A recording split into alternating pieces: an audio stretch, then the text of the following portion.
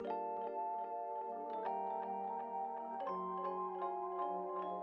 you could design a hands-free shoe, how would you do it? So I started thinking, how do you get in and out of a shoe today without your hands? And you do that by taking one foot, putting it behind the heel of the other, and then yanking that foot out. And then to get back in, you slide your toes in, and then you jam your foot in the rest of the way by crushing the heel counter. And I started to realize that maybe what we should do is just design a shoe for that behavior. Tim had created this prototype, and I saw this busted up Roshi that had some surgical tube wrapped around it. And it's one of those things where you just kind of have to laugh a little bit when you see it because it's just so simple and it's so smart.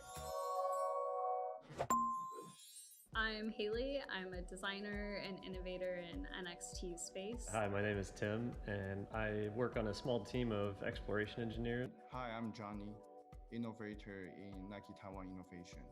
As I started working with Tim, I realized was going to involve like a ton of math.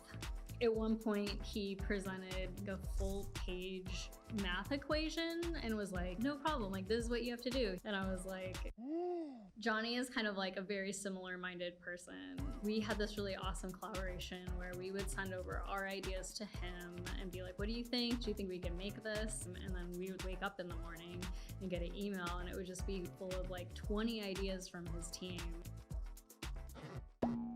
So this is essentially a giant rubber band. We call it the tensioner that holds tension on the shoe in both the open position and the closed position. The hinge here is what gives the shoe kind of space to open and close. And we've created like some nice geometry here that creates a really stable base when you put your foot in and out. One of the challenges was it needs to look like a full product, not like a broken shoe.